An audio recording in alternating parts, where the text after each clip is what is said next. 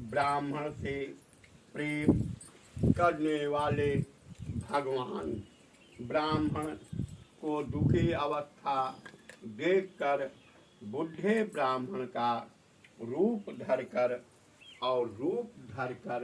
उनके पास आदर साथ ही पूछने लगा, हे विप्र, निज दुख सुख कैसे पृथ्वी पर घूम रहे हो?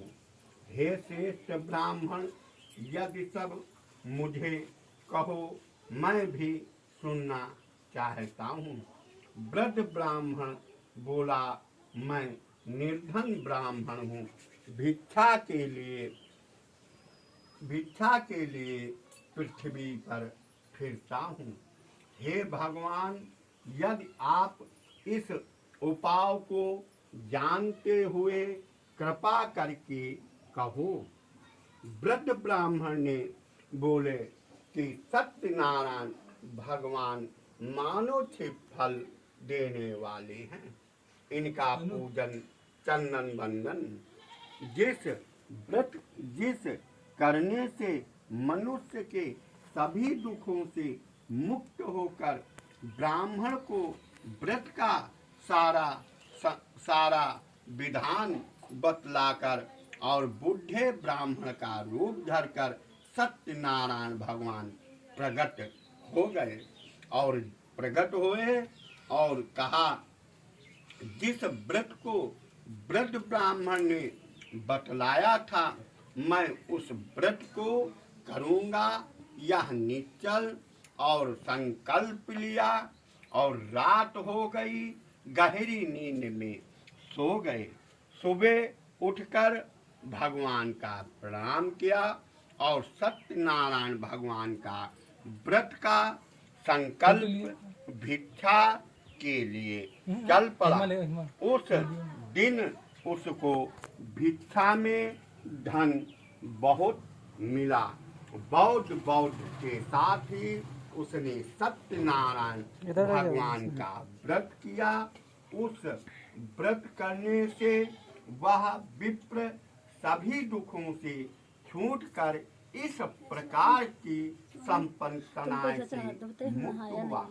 उस समय वह विप्र हर महीने पूर्णमासी, अमावस्या, दशहरा, मकर संक्रांत, दीपावली और होलिका,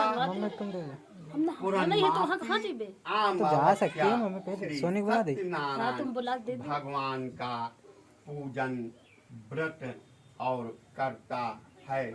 वह सभी पापों से छूटकर मोक्ष को प्राप्ति होती है।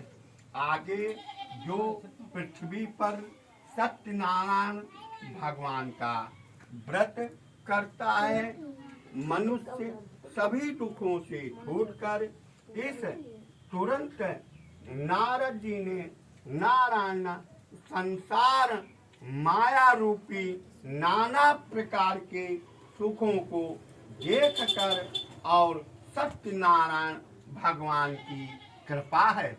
आज जो कुछ आप देख रहे हो, हृदय में आपके बारंबार सत्यनारायण भगवान का नाम लिखर रहा है।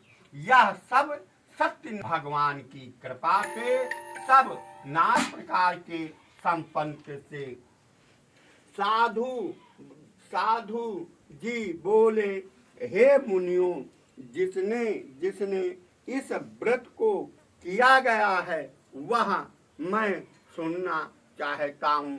एक समय विप्र धन ऐसे अनुकूल और बौद्ध के साथ ही व्रत करने की उत्तेजना हुई। उस समय एक लकड़ी का बोझ बूढ़ा आदमी और आए बाहर लकड़ियों को रखकर विप्र राजा के मकान में गया हुआ।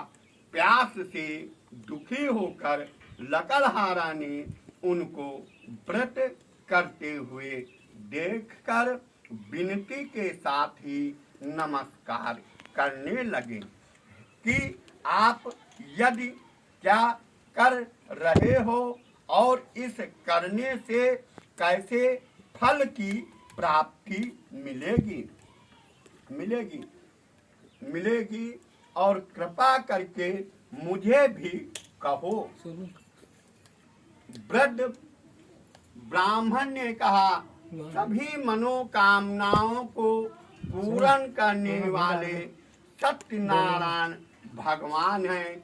इनकी कृपा से जो कुछ धन धान आदि बढ़ोतरी हुई है, विप्र इस व्रत को बार बार जानकर लकड़हारा बहुत प्रसन्न होकर चरण मस्तक प्रसाद खाकर और अपने घर के ओर चल पड़ा। लकड़हारा ने अपने मन में ऐसा विचार और संकल्प किया कि ग्रामीण में लकड़ियों को बेचकर जो भी धन मिलेगा उससे सत्यनारायण भगवान का उत्तम व्रत करूंगा। यह मन में विचार करके बुढ़ा आदमी लकड़ियों को अपने सिर पर रख कर और जिस नगर में धन धाम आदि से और धनी राज्य होता था उस राज्य में जाता था। लकड़ियों को बेचकर पहले दिन से चौगुना धन मिला। तब वह बुढ़ा लकड़हारा धाम लेकर इतना प्रसन्न होकर केले के पत्ते, आम के पत्ते, फल फूट आदि, दही, शक्कर, दूध, हल्दी, चावल, गेहूं सत्यनारायण भगवान का व्रत की कुल सामग्रियों को लेकर अपने घर आया।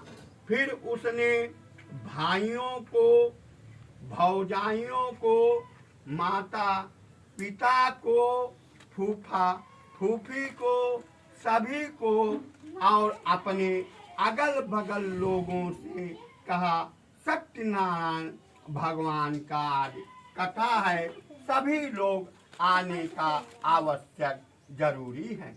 उस व्रत के प्रभाव से वह बुढ़ा लकड़हारा धन पुत्र आदि से मुक्त होकर संसार के एक सामान दुखों को भोग कर वैकुंठ धाम को प्राप्ति हुई।